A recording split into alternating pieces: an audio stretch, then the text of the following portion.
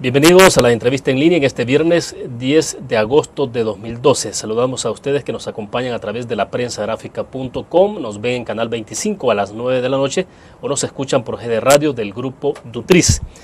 El cierre de la semana lo hacemos haciendo una reflexión sobre las implicaciones de la sequía en El Salvador y en Estados Unidos que tendrá sobre la producción de algunos alimentos estratégicos en el consumo humano, incluso animal, como es el caso del maíz amarillo y el maíz blanco. En otras naciones el precio de los alimentos se ha disparado en los últimos días y eso está encendiendo algunas alarmas. De esos temas vamos a conversar este viernes en la entrevista en línea. Nuestra invitada es Amy Ángel, economista agrícola senior de FUSADES. Bienvenida, Amy, un gusto. Muchas gracias, William, es un placer estar aquí. Bueno, qué bueno tenerla nuevamente con nosotros, Amy, siempre para hablar de estos temas agrícolas de mucha incidencia y ahora a nivel nacional, a nivel internacional. Me gustaría que comenzáramos, Amy, hablando o haciendo un análisis de lo que está ocurriendo de manera particular en Estados Unidos. Con esto de la sequía que está afectando, usted subió en Twitter ayer un enlace muy interesante con muy buena información sobre cómo se dibuja el efecto de la sequía en todo el territorio norteamericano y las implicaciones que tiene. A lo mejor eso también nos ayuda a aproximarnos, es decir, ¿por qué tiene que preocuparle a El Salvador? Exacto, muy bien, muchas gracias. Sí, yo creo que es una situación realmente extrema en Estados Unidos en términos de su sequía. Ellos ya están señalando que el 80% del área de Estados Unidos está bajo algún grado de sequía. Imagínense, 80%. Pero también cuando nos enfocamos en las áreas que tienen lo que ellos llaman sequía severa, extrema o excepcional, ya eso incluye buena parte de lo que es el área de producción de maíz amarillo y también de soya. Le dicen el cinturón de maíz a estados como Illinois, Indiana, Iowa, Missouri, Kansas, etcétera. Entonces tenemos esa sequía excepcional o extrema en esas zonas. ¿Y cuáles han sido los resultados? Bueno, ya el Departamento de Agricultura ha reducido su pronóstico de cosecha de maíz en 12%. Hoy sale un nuevo pronóstico que probablemente lo va a reducir aún más. En soya ya lo habían reducido 10%, probablemente lo va a reducir aún más. Se ha calificado el 50% de los cultivos de maíz en una condición pobre o muy pobre y el 49% de los cultivos de soya en una condición pobre o muy pobre. Entonces, definitivamente ellos van a tener un choque en términos de una reducción importantísima en su producción. ¿Y por qué es importante eso para El Salvador? Sí, perdón, Amy, ¿sí? Entiendo que en 50 años más o menos es señalan el que es climático más complejo, ¿no? La peor sequía desde el año 1956. Más de 50 años. Bueno, sí. Creo que era importante apuntar ese dato porque para que nos dé una dimensión de lo que se puede enfrentar. Exacto. A ver, entonces la vinculación local. Bueno, ¿por qué es importante para nosotros? Por dos factores. Primero, porque nosotros importamos maíz amarillo y soya para la alimentación animal de los pollos, de los cerdos, algún ganado también vacuno. Y entonces cuando sube ese precio, nos sube los costos para la producción local. Además, tenemos la situación de que aunque tal vez estuviéramos produciendo bastante maíz amarillo, siempre estamos vinculados al mercado internacional. Entonces recibimos esos señales de precio del mercado internacional. Entonces cuando sube el precio internacional también subiría el precio interno, aunque estuviéramos produciendo mucho más. Entonces tenemos ese otro factor, ¿verdad? Entonces definitivamente nos va a impactar dentro de pocos meses en los costos de producción. Tal vez no en una forma inmediata, porque los productores locales ya cuentan con un poco de existencias de esos granos. También muchas veces las fábricas de concentrado han hecho contratos a futuro, entonces ellos ya tenían un precio asegurado que era menor por algún tiempo. Sin embargo, dentro de pocos meses ellos ya van a estar importando granos más caros y por ende su costo de producción va a subir. ¿Y por qué es tan importante el maíz y la soya en la producción. Por ejemplo, para el sector avícola, más o menos el 70% de sus costos de producción son los alimentos para el animal. Y de esos 70%, el 75% de ese costo de alimentación es maíz y soya. Entonces, definitivamente cuando tenemos un alza como ha habido en Estados Unidos, eso les afecta. Por ejemplo, el precio del maíz ha incrementado en más de 50% en los últimos 2 meses. El precio de la soya también anda por niveles históricos. Ha superado en ambos casos su pico de precio que existió en la crisis de alimentos de 2007-2009. En el caso de la soya. Y también en maíz. Y también en trigo.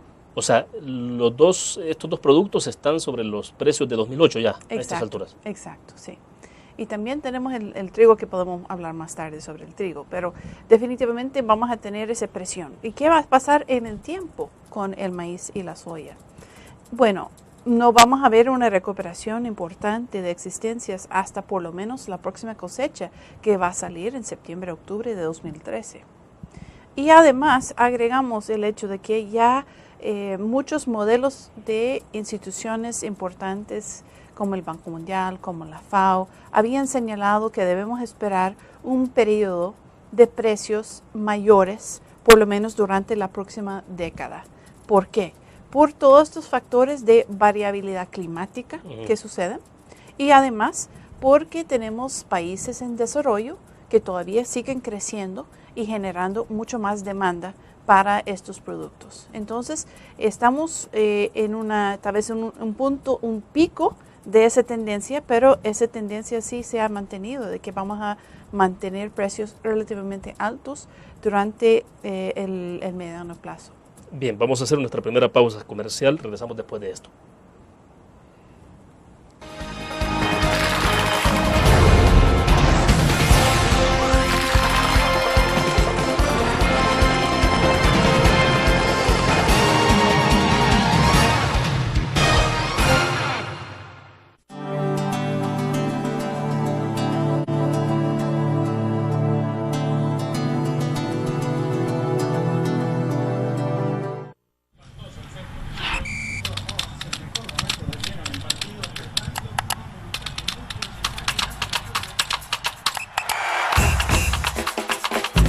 La emoción del deporte está en www.elgráfico.com.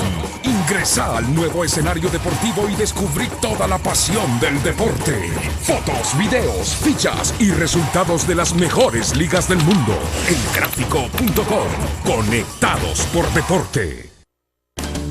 Los primeros 100 días de trabajo de la Alcaldía de Ilopango hacen la diferencia.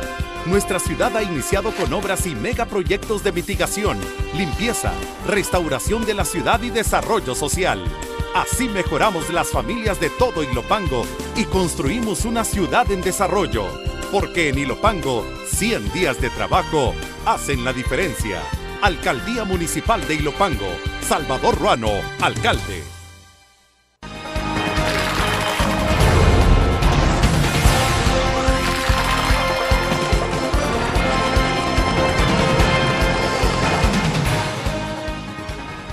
Con nosotros en nuestros estudios nos acompaña Amy Ángel de la sección, más bien dijimos al principio que su cargo es entonces, habíamos hablado de gerente de la sección agrícola, pero es... Nos reorganizamos un poquito y a mi título oficial es economista agrícola. Sí. Economista agrícola, perfecto.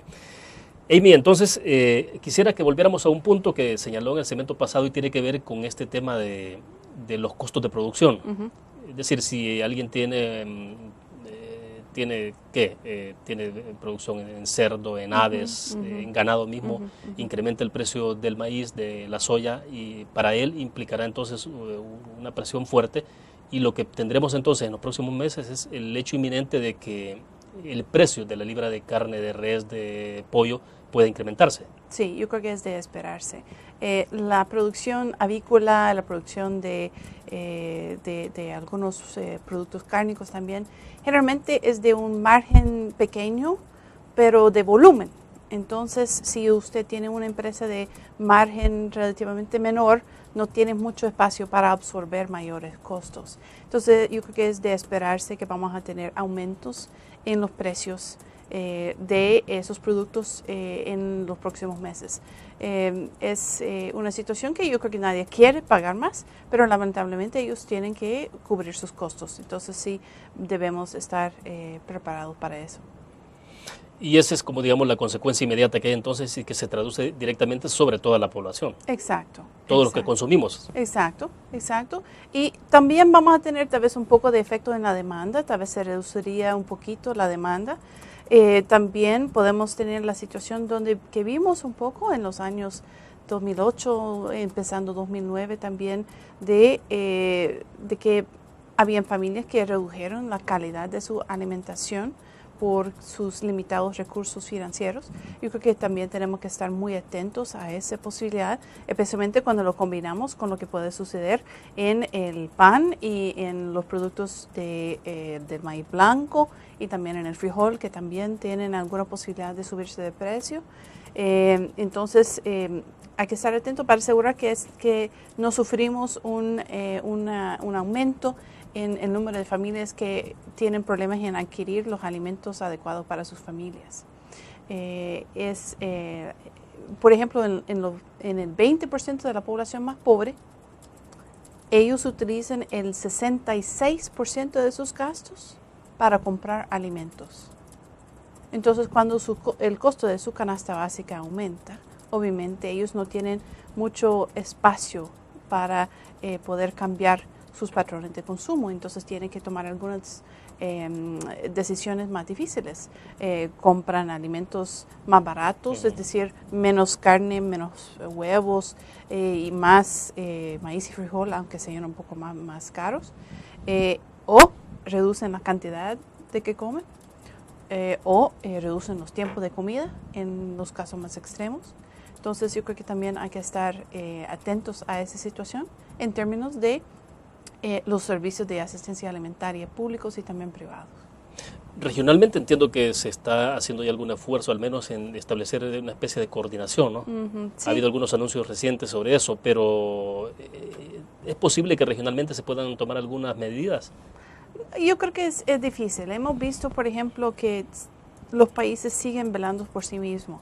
Por ejemplo, hace 2 años, cuando hubo problemas de producción de frijol en la región, ¿qué pasó? Nicaragua paró sus exportaciones de frijol a El Salvador, Honduras paró sus exportaciones a El Salvador. Entonces yo creo que es complicado. Todavía no hemos podido madurar a una situación que permitiría que el mercado realmente funcione. El problema no es que el gobierno tiene que hacer más para que haya acceso. Acceso puede haber si permitimos el comercio. El problema es cuando los gobiernos empiezan a entorpecer el comercio. También los problemas empiezan cuando los gobiernos empiezan a interferir en los mercados, porque también eso manda señales incorrectas a los productores. Por ejemplo, hablamos de precios, ¿verdad? El presidente salió hace una semana, creo, diciendo que el precio de maíz debe ser 16 o 17 dólares, ¿verdad?, por quintal, que el precio de frijol debe ser tanto, ¿verdad? Pero ¿cuál es la señal para un productor? Bueno, ya me están fijando, me van a fijar el precio, ¿por qué voy a invertir a producir si yo sé que no puedo recuperar mis costos? Entonces yo creo que tenemos que tener mucho cuidado en términos de cuáles son las medidas gubernamentales apropiadas en estas situaciones. Bueno, ya en este momento el precio del maíz se ha incrementado. Sí, exacto. Y era de esperarse, aunque yo creo que es un poco más de especulación, ya viendo la ligera falta que puede existir en la producción nacional. Ya el Ministerio de Agricultura ha señalado que se ha perdido como el 5% de la producción de maíz, que podría llegar a 10%. Es algo que podemos superar o complementar con importaciones, desde otros países de la región o especialmente desde Estados Unidos, aunque van a ser importaciones más caras también. Perfecto. Vamos a una pausa. Cuando regresemos hablemos un poco del tema de importación de maíz amarillo. El viceministro Hugo Flores nos decía ayer, por ejemplo, que ante la posible escasez que puede haber en Estados Unidos por el tema de la sequía de maíz amarillo, pues algunos locales estarían buscando la posibilidad o la alternativa en países como Argentina o Brasil. Hablemos de esto después de la pausa.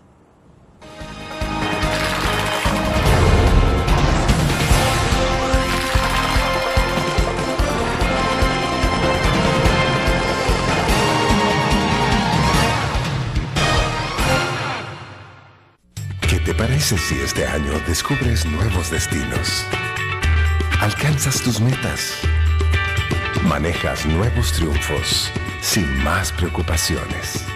Cuenta con nosotros para lograr todas tus aspiraciones.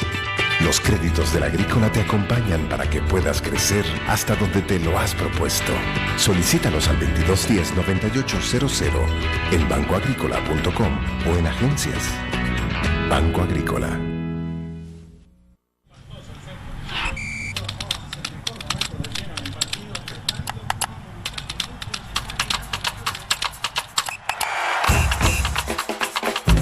La emoción del deporte está en www.elgráfico.com. Ingresa al nuevo escenario deportivo y descubrí toda la pasión del deporte. Fotos, videos, fichas y resultados de las mejores ligas del mundo. Elgráfico.com. Conectados por deporte.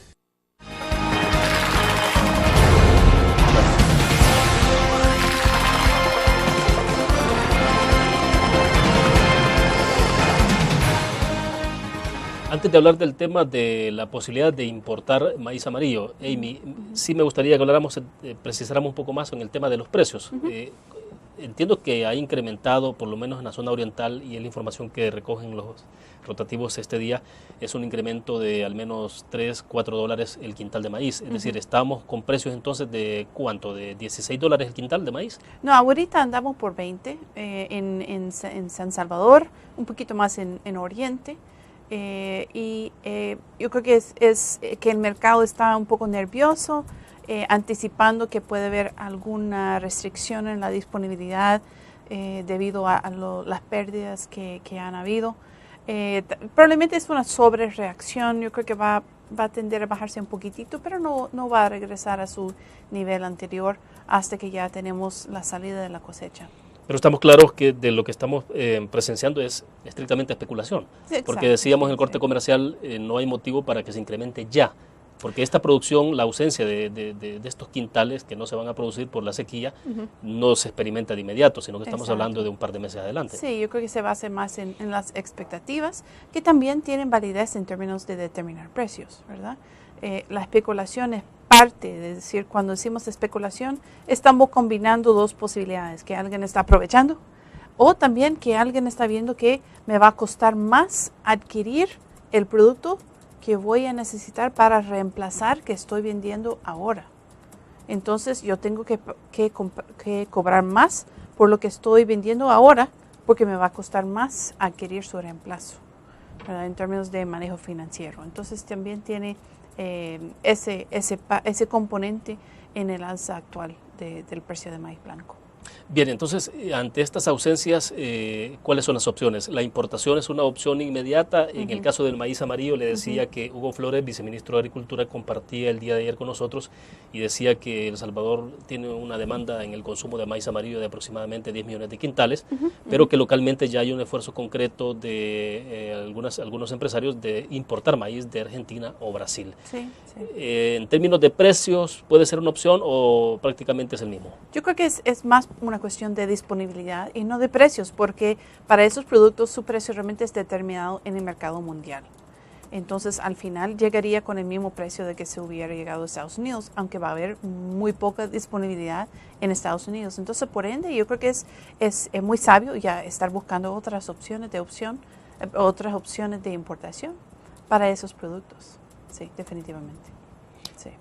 Pero siendo que Estados Unidos es el principal productor de maíz a nivel mundial, o sea, ¿qué hará Estados Unidos? ¿Tendrá que recurrir a las reservas? ¿Tendrá que recurrir a qué entonces? O sea, ¿cómo equilibrar eso? Yo creo que lo que estamos viendo es que Estados Unidos va a exportar muy poco. Ellos no van a restringir sus exportaciones, más bien, solo se va a absorber en el en la demanda nacional, ¿verdad? Entonces, eso genera una situación muy diferente. Hay que buscar disponibilidad en otros países, como mencionaste, Brasil, Argentina, algunos otros países en el mundo, algunos en África, también Sudáfrica, para el maíz blanco es un productor importante. Entonces, eso, yo creo que eso se va a cubrir, pero va a pagar más, va a costar más. Pero ¿cuáles son las otras opciones que tenemos?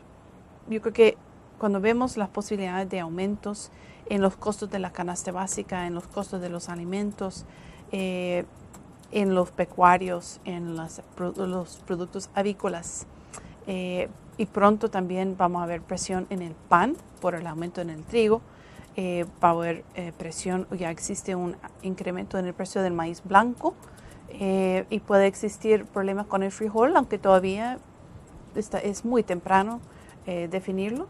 El viceministro decía ayer que en el frijol localmente cree que no hay ningún problema. Hoy por hoy se mantienen las producciones. Exacto, todavía estamos bien, aunque el frijol tiene una particularidad de que por la falta de lluvias en los últimos meses, yo creo que va a haber una siembra un poco tarde del frijol, pero a la misma vez el MARN ha dicho que vamos a tener una salida de las lluvias en la primera quincena de octubre para Occidente y en la zona central, y la segunda quincena de octubre para el Oriente.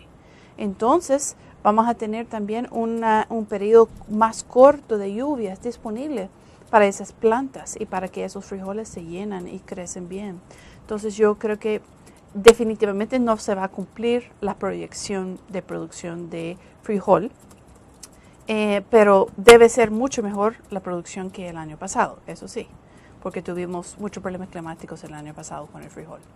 Entonces, menos que la proyección, pero más que el año pasado. Entonces, eso podría también generar un poco de presión en el frijol, especialmente tomando en cuenta el mercado regional, ya que las zonas de sequía en Honduras y Nicaragua incluyen buena parte de las zonas productoras de frijol. Entonces tenemos que estar muy atentos a esa situación también. Que decía el viceministro que no es el caso del maíz, que incluso las zonas donde se produce mucho maíz en Honduras y Nicaragua no ha sido muy afectada por la sequía. Entonces, cuando se hablaba un poco de las opciones que había de recurrir al mercado externo. Sí, podemos suplementar un poco con esos países. Guatemala probablemente no va a ser una buena opción, ya su gobierno ha señalado que han perdido 10% de su cosecha de maíz. Entonces ellos probablemente van a estar en una situación semejante que nosotros. Ahora, localmente hablemos un poco de las opciones locales, de medidas que se pueden adoptar para poder cubrir ese déficit de producción, porque bueno, ya en este momento hay reparto de paquetes agrícolas en el oriente del país. Este mismo día el viceministro está visitando algunos lugares. Se han habilitado 4 puntos específicos en La Unión, Morazán, San Miguel y Usulután para el reparto de paquetes agrícolas. La idea que tienen supuestamente es que estamos a tiempo de que se pueda sembrar y entonces con eso cubrir un poco el déficit. A ver un poco cuáles son las opciones que ustedes pueden estar viendo. Cómo no, incluso en Oriente la segunda siembra de maíz es una siembra aún más fuerte, especialmente en La Unión, la segunda siembra es más fuerte.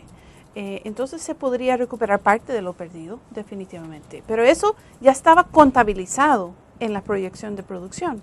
Entonces no que es lo que estamos recuperando necesariamente, sino que estamos asegurando de que se cumpla una buena segunda siembra. Se decía que van a repartir 24,000 paquetes. No sé si han podido adquirir suficiente semilla o no. Eso en lo mejor de las situaciones podría producir 1.2 millones de quintales. Pero no sé si realmente eso es para cubrir lo que estaba perdido o se va a utilizar para la segunda siembra que ya estaba esperada, ¿verdad? Entonces, yo creo que sería difícil que recuperemos la mayor parte de lo que se ha perdido. Pero ¿qué se puede hacer? A no ser que se establezca por otros recursos. Por ejemplo, ellos están hablando de 1.500 manzanas en el tema de regadíos. Sí, que no se tenía en el pasado. Sí, pero también yo creo que hay que cuestionar el incentivo de un productor de producir granos bajo riego, que es un sistema más caro de producción y donde ellos pueden ganar muchísimo más produciendo frutas de estación corta o hortalizas que produciendo granos en riego. Entonces yo creo que sería de que tendría que dar un incentivo adicional para que alguien produjera granos bajo riego aquí en El Salvador.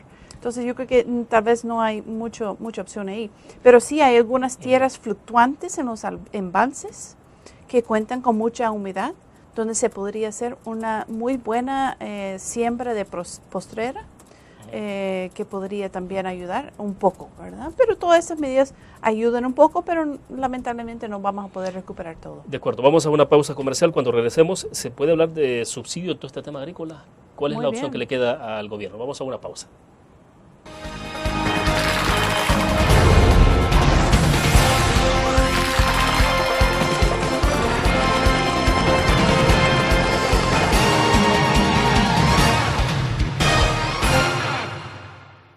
¿Qué te parece si este año descubres nuevos destinos? Alcanzas tus metas.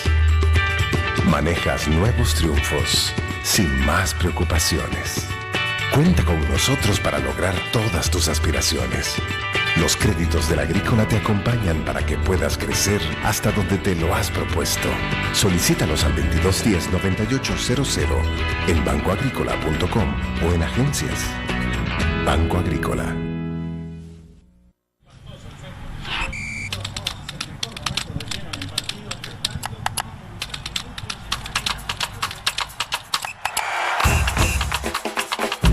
La emoción del deporte está en www.elgráfico.com. Ingresa al nuevo escenario deportivo y descubrí toda la pasión del deporte. Fotos, videos, fichas y resultados de las mejores ligas del mundo. Elgráfico.com. Conectados por deporte.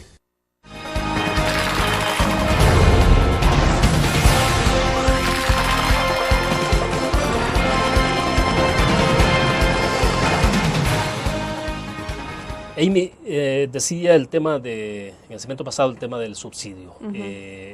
Hablar en el tema agrícola, ¿cuáles son las mejores opciones que se pueden dar ante estas circunstancias que estamos viviendo, que son excepcionales? Muy bien. Es recurrir a ciertos mecanismos que tengan que ver con ayudas directas hacia los agricultores, a los pequeños agricultores. ¿Cuál es la salida? Porque, bueno, estamos viendo ya que el Banco de Fomento Agropecuario facilitó muchos préstamos, lo hizo Alba Alimentos incluso. ¿Cómo se va a recuperar ese dinero? La mayoría de agricultores no tienen un seguro agrícola. Sí, los del Banco de Fomento incluye un seguro, entonces eso está cubierto, aunque ellos todavía tienen una cobertura limitado en términos del universo de productores, aunque ha crecido en los últimos años. Los del Alba Alimentos realmente no sé cómo lo van a recuperar. Desconozco su sistema, desconozco realmente que se hubiera recuperado aún sin estas pérdidas que pueden existir. Pero ¿cuáles son medidas que se podrían implementar? Yo creo que hay que ver el corto plazo y hay que ver el mediano y largo plazo. Primero, en el corto plazo, hay que ver las familias productoras. ¿Van a tener suficientes alimentos? Si no van a tener suficientes alimentos, ¿qué tipo de asistencia alimentaria puede existir para ellos? Segundo, incentivar en las tierras fluctuantes, asegurar que también hay un buen acceso a las semillas. Pero hablamos de los paquetes, ¿verdad? Ya tenemos 6, 7 años de tener grandes cantidades de paquetes agrícolas en el país, pero no vemos ningún impacto en la producción, ningún impacto en la productividad de maíz y de frijol. Eso nos señala que realmente eso no es la medida que necesitamos para incrementar el maíz y el frijol y otros productos en el país. Es un pequeño subsidio económico para las familias, definitivamente, pero no genera un cambio permanente en la productividad y definitivamente no apoya en la competitividad. ¿Y qué estamos haciendo? Estamos invirtiendo 25 a 30 millones de dólares en paquetes agrícolas que no generan un cambio palpable pero no estamos invirtiendo suficiente en las medidas que necesitamos para enfrentar la variabilidad climática en el mediano y largo plazo y también de ayudar a los productores a salir de la pobreza. ¿Qué necesitamos? Necesitamos primero invertir más en la asistencia técnica y en la investigación. El plan de agricultura familiar tiene una metodología interesante en ese tema, pero por falta de fondos solo están cubriendo menos del 10% de los productores y con un alcance que yo creo que hay que estar muy cuidadoso en términos de los niveles de adopción que van a existir. Entonces, si reinvirtiéramos más en eso, podríamos generar los cambios que los productores necesitan. ¿Y qué necesitan? Necesitan invertir en conservación de suelos y en agua. Un productor que tiene barreras vivas, barreras muertas, acequias, etc. Su terreno es más resistente a los dos extremos de lluvia. Vimos el año pasado, por ejemplo, en Guaymango, áreas que tenían ese tipo de protecciones de suelos, aún en laderas, y ellos sufrieron mucho menos pérdidas comparado con sus productores vecinos. Que además, la diversificación, porque si seguimos produciendo y impulsando la producción de granos básicos con los paquetes, no estamos poniendo los esfuerzos necesarios para la diversificación en productos que generan mayor valor agregado.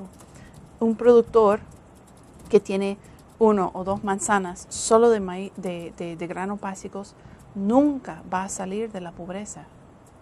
Se necesita complementar los granos básicos con otros cultivos, frutas, hortalizas, otras actividades para que se pueda generar mayores ingresos para las familias rurales. Y entonces estamos invirtiendo en paquetes que no nos producen un resultado y no estamos invirtiendo todavía suficiente en la diversificación y en la conservación de suelos. Ahora, cuando usted hablaba en el segmento hace unos minutos sobre los cambios palpables que puedan expresarse una vez que se entregan los paquetes agrícolas, ¿se refiere al cambio de actitud, de conducta, de la forma de cómo se produce? Es decir, le pregunto, porque yo infiero entonces lo que nos está diciendo usted es que, por ejemplo, si el otro año dejaron de dar paquetes agrícolas, todo se viene abajo. Cuando debería ser sostenido, es decir, que no necesariamente el agricultor debería estar dependiendo de ese paquete agrícola. No, lo que me refiero es que no tenemos un cambio importante en la producción, no tenemos un cambio importante en la productividad. Tiene que ser un proceso gradual de quitarlo para no tener un choque, pero en verdad esa inversión no ha rendido lo que se esperaba en términos de tener una bonanza de producción, ¿verdad? Es un subsidio económico para las familias más de los productores, pero realmente no hay un cambio permanente. Si lo quitamos, ellos no van a tener una reducción en su productividad tampoco, ¿verdad? Porque ellos van a seguir sembrando en la misma forma. No hay por ejemplo, ningún criterio ambiental en los paquetes. Se da a todos los productores por igual, aunque la mayoría de productores siembran en laderas sin medidas de protección. Entonces estamos no solamente perjudicando la productividad permanente de los suelos, sino también eso nos genera menor filtración de agua para los acuíferos y eso afecta a todos. Perfecto, vamos a otra pausa. Cuando regresemos, todo este tema de cambio climático, cómo enfrentarlo, o sea, a lo que venimos o a lo que vamos hacia futuro es a cambios constantes en el clima, sequías extremas o lluvias extremas. Vamos a una pausa.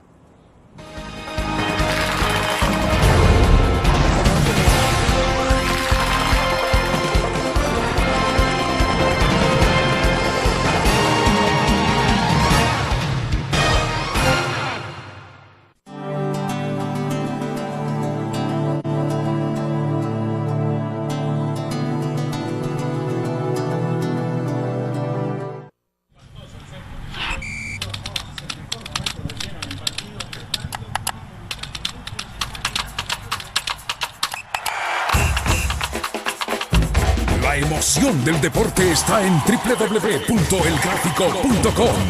Ingresa al nuevo escenario deportivo y descubrí toda la pasión del deporte. Fotos, videos, fichas y resultados de las mejores ligas del mundo. Elgráfico.com. Conectados por deporte.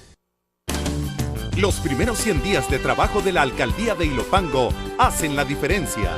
Nuestra ciudad ha iniciado con obras y megaproyectos de mitigación, limpieza, restauración de la ciudad y desarrollo social. Así mejoramos las familias de todo Ilopango y construimos una ciudad en desarrollo. Porque en Ilopango, 100 días de trabajo hacen la diferencia. Alcaldía Municipal de Ilopango. Salvador Ruano, alcalde.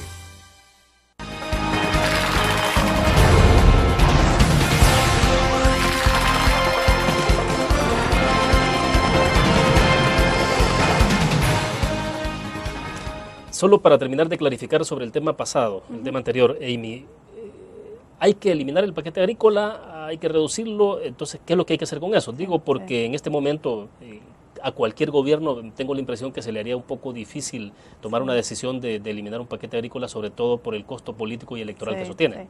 Pero si me pregunta desde una perspectiva puramente técnica, se deben eliminar. Pero también conocemos la realidad, que eso no puede ser. Pero se podría ir cambiando la modalidad. Por ejemplo, ir entregando semillas cada 3 años a los productores, ir rotando a los productores que reciben semilla.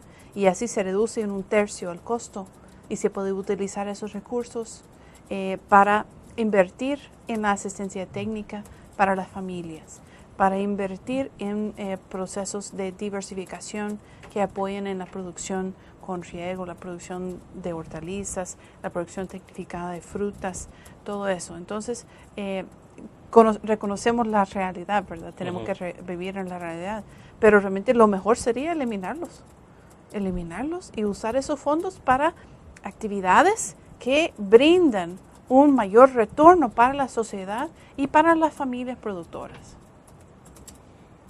Esa entrega del paquete, porque todo esto se ve en función del rendimiento. O sea, entregar la semilla, entregar el fertilizante, todo esto es en función de qué es lo que se va a producir, cuánto se va a producir. Sí. Y desde ese punto de vista, en términos cuantitativos de resultados, no cuadra, Amy. No, porque si vemos las estadísticas de producción, viendo la serie en el tiempo de maíz y de frijol, podemos ver que realmente no hay un cambio que se puede sentir en la producción y en la productividad, especialmente en la productividad, si vemos eso relacionado con la entrega de paquetes. ¿Qué ha sucedido? Sustituye la compra de los insumos por parte de los productores, pero no es que ellos no compraban semilla o ellos no utilizaban semilla mejorada. Los niveles de adopción de semilla mejorada en maíz ya estaban muy altos antes de empezar los paquetes. Y no es que no utilizaban ningún fertilizante. Ellos siempre buscaban por lo menos tener un abono para sus cultivos. Entonces, solo se ha sustituido un gasto que tenían los productores. Entonces, por eso yo digo que es un subsidio económico, pero no brinda un efecto en la productividad y en la producción de esos granos. Ahora hablemos del tema del cambio climático, sobre todo partiendo de que lo que vamos a tener en adelante, bueno, ya lo estamos experimentando desde hace un par de años atrás, es veranos más severos, inviernos más severos o situaciones extremas como la que tenemos ahora con la sequía. Entonces, ¿cómo trabajar alrededor de preparar, de orientar al agricultor a entender de que los periodos de siembra son distintos, han cambiado? Entonces, y con el tema de recursos, por ejemplo, ¿cómo hacer para que él pueda producir en un momento determinado que no es en el que se ha acostumbrado en el pasado? Sí, yo creo que la realidad es que vamos a enfrentar una mayor y mayor frecuencia de estos dos extremos de clima. Lo que decíamos antes que eran años normales, ya casi no van a existir. Vamos a tener más y más años con exceso de lluvias o déficit de lluvias. Y especialmente hay zonas que son más afectados por ambos fenómenos, ¿verdad? Sabemos que Oriente tiende a ser más afectado por sequía y también un área en Aguachapán cerca de Huija, ¿verdad? Que más afectado por sequía, mientras que tenemos ciertas zonas de Occidente y parte central que tienden a ser más afectados por exceso de lluvias. Pero ¿qué podemos hacer? Podemos armar los productores con las herramientas que necesitan para poder enfrentar esos desafíos climáticos, que incluyen, primero, la semilla. Asegurar que tenemos variedades y híbridos que son más resistentes a esos extremos de clima. En el maíz, especialmente resistente a sequía; en el frijol, especialmente resistente a extremos de humedad. ¿Y qué necesitamos para eso? Investigación. Pero todavía no tenemos fondos frescos para la investigación en el país. Entonces es importantísimo enfocar en la investigación en semilla y también la investigación en técnicas de producción. Segundo, ¿qué necesitamos? Volviendo otra vez al tema de conservación de suelos, porque eso permite a los productores y a los cultivos resistir mejor los dos extremos de clima. Y eso es algo que es un poco complicado, porque por un lado, mucho del área de producción de granos básicos es alquilado o arrendado. Claro. Entonces, si es un terreno arrendado, yo no voy a invertir mis esfuerzos para hacer medidas de conservación. Entonces tenemos que buscar mecanismos para incentivar esas medidas aún en las áreas arrendadas. Y además, en granos básicos, generalmente son productos de una rentabilidad menor, y entonces por eso la mayoría de productores no invierten sus esfuerzos, que pueden ser grandes esfuerzos físicos, no tanto de dinero, más de esfuerzo físico, en hacer ese tipo de medidas de conservación en un área que le brinde muy poco ingreso. Entonces también podemos buscar las medidas como de compensación por servicios ambientales, porque no solo beneficia a los productores, sino también a toda la sociedad por tener más agua disponible en los acuíferos. Bueno, me indican otra pausa comercial cuando regresemos. En el país hay tierras para cultivar, o sea, hay mucha tierra ociosa. ¿Se puede tomar una acción sobre eso? Vamos a una pausa.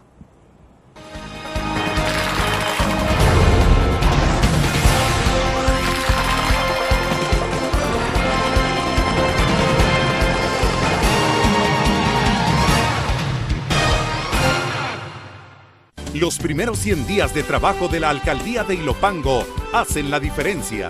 Con los proyectos y obras de bacheo, recarpeteo y mejoramiento de redes viales, se han beneficiado a más de 45,000 ciudadanos. Desde hace muchos meses y años había un abandono de la red vial, y muchas gracias porque en menos de pocos meses nos están dando respuesta. 100 días de trabajo hacen la diferencia. Alcaldía Municipal de Ilopango. Salvador Ruano, alcalde. Tu periódico es dinero, porque ahora puedes pagar con la prensa gráfica. Busca y recorta en tu periódico el dinero, que podrás canjear en los establecimientos de nuestros aliados. Encontrarás uno cada día. Compra con la prensa gráfica y encuentra una buena noticia para tu bolsillo. Con la prensa gráfica lo compras. Con la prensa gráfica lo pagas. La prensa gráfica. Noticias de verdad.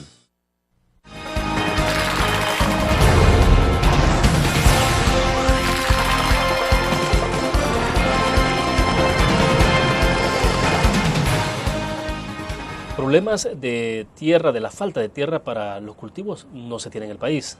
Pero bueno, son propiedades privadas. ¿Qué es lo que se puede hacer con las tierras ociosas? Pues sí, tenemos una cantidad todavía interesante de tierras que no se cultivan en el país, definitivamente. Parte está en manos de productores o propietarios individuales. También una buena parte está en manos de las cooperativas, especialmente de reforma agraria. Yo creo que más que todo es una cuestión de incentivos. Tener un terreno donde yo no tengo interés o capacidad para cultivarlo, o no veo algo que sea suficiente rentable para invertir mis esfuerzos, significa que lo dejo sin cultivar, porque para mí es una forma para reservar, para ver si lo puedo vender más adelante a un mejor precio. No me cuesta tenerlo sin cultivar. Entonces, ¿qué podemos pensar? Podemos pensar, por ejemplo, en un impuesto predial. La mayoría de países tienen algún sistema de impuesto predial. Puede ser un sistema sencillo, pero suficiente para incentivar el uso de las tierras. Segundo, tiene que ver también con el mercado de tierras que tenemos en el país. Tenemos, por ejemplo, la ley de arrendamiento que se ha discutido por muchos años, que yo creo que están cerca de finalizar un borrador para eso. Yo creo que eso ayudaría un poco. No ayudaría tanto, pero ayudaría un poco. Luego tenemos el tema de un mercado de compra de tierras que tiene que ser mucho más eficiente. Tenemos la situación de productores que están alquilando, que quieren tal vez adquirir, pero no tienen recursos para adquirir. Bueno, en vivienda, ¿qué tenemos? Tenemos el Fondo Social para la Vivienda, ¿verdad? Porque no podemos pensar en un sistema semejante para las tierras agrícolas, donde propietarios y compradores interesados de menores recursos pueden juntarse en ese mercado privado con los productores con algún tipo de programa especial de crédito para poder adquirir tierras y ponerlos a buen uso. Entonces yo creo que son algunas de las ideas que se podría implementar para incentivar un mayor uso de las tierras, pero siempre y cuando se hace una utilización apropiada. Tenemos que pensar en la sostenibilidad de las actividades agropecuarias. Entonces, no es de solamente dar un terreno, sino dar un terreno para una agricultura mejor. Claro. Leí algunos datos ayer del Banco Mundial, por ejemplo, que hablaba que en América Latina se tiene 1/3 del área cultivable a nivel mundial. Y eso tiene que ver justamente con esto. O sea, si hay terrenos, hay condiciones, pero siempre mucho depende de las políticas gubernamentales. Depende de las políticas, también depende de las condiciones de mercado, ¿verdad? Que tenemos que reconocer que los productores producen para vender.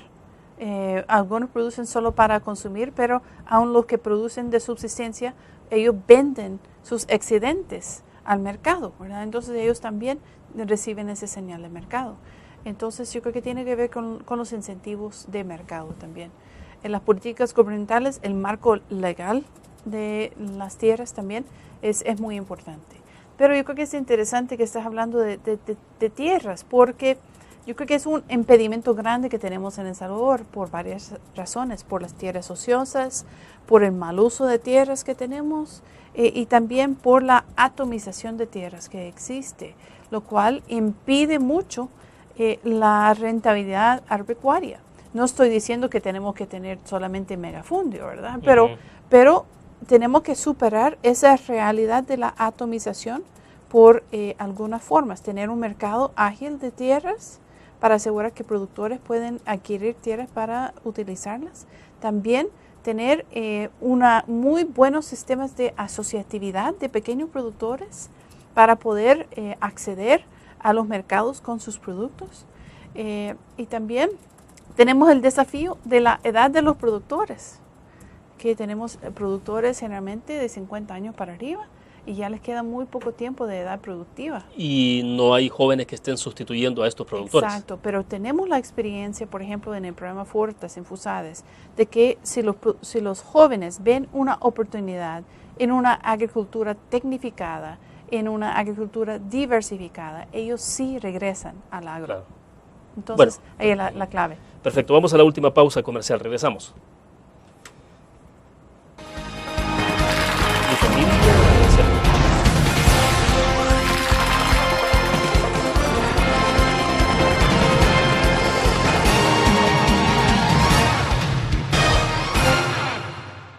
Los primeros 100 días de trabajo de la Alcaldía de Ilopango hacen la diferencia.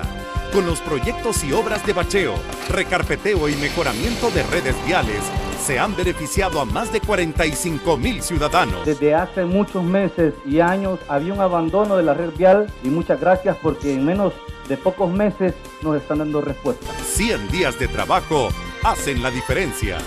Alcaldía Municipal de Ilopango. Salvador Ruano, alcalde. Tu periódico es dinero, porque ahora puedes pagar con la prensa gráfica. Busca y recorta en tu periódico el dinero que podrás canjear en los establecimientos de nuestros aliados. Encontrarás uno cada día. Compra con la prensa gráfica y encuentra una buena noticia para tu bolsillo. Con la prensa gráfica lo compras. Con la prensa gráfica lo pagas. La prensa gráfica. Noticias de verdad.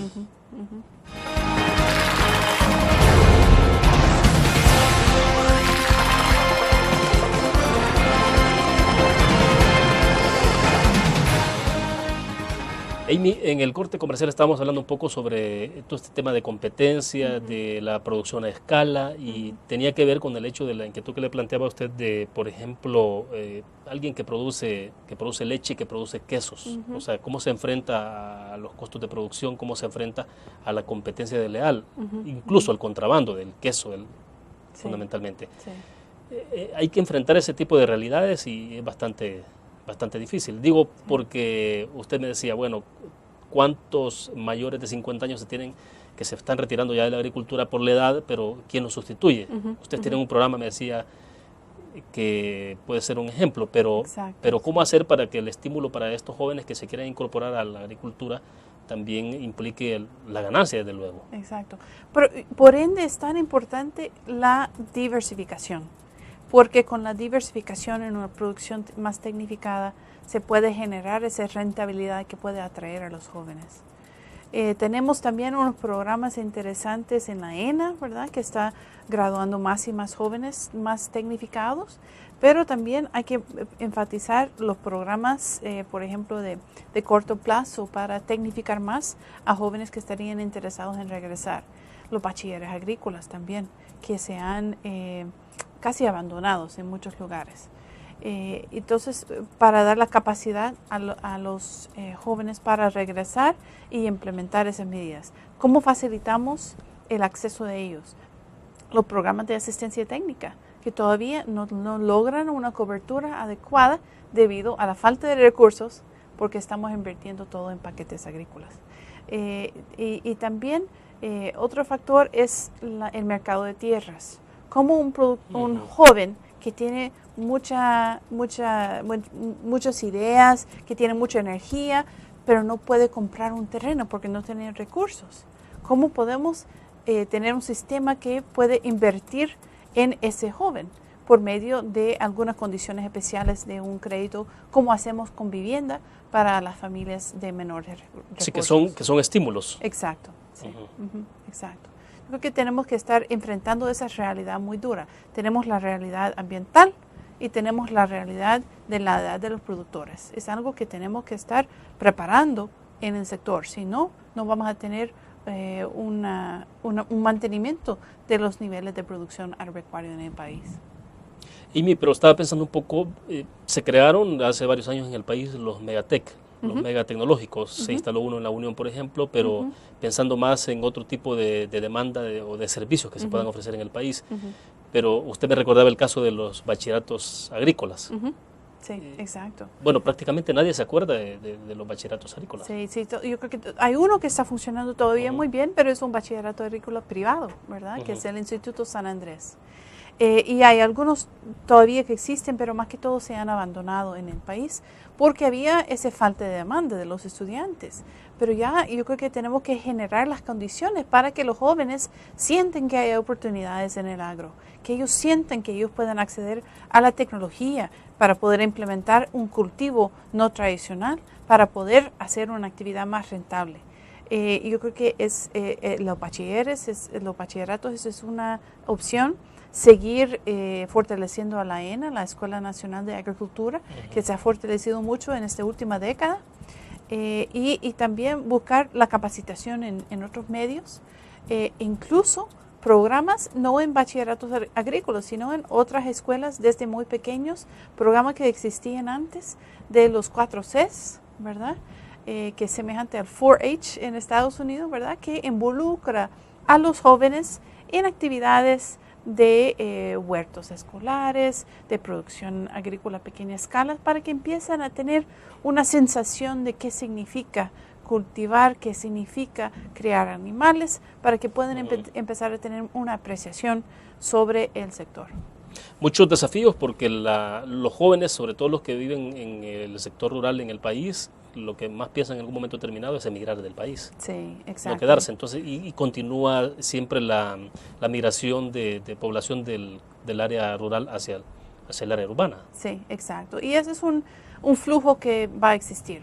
Pero podemos reducirlo al tener oportunidades económicas para los jóvenes en las áreas rurales. Bueno, perfecto. Interesante la plática. Gracias, Amy, por habernos acompañado. Muy gentil. Un gusto tremendo. Muchas gracias, William. Bueno, perfecto. Terminamos así la entrevista en línea. Les invito a que nos acompañe el próximo lunes. A esta misma hora estará con nosotros en nuestros estudios Óscar Ortiz, alcalde de la ciudad de Santa Tecla, conversando sobre temas políticos y también electorales. Que descansen el fin de semana.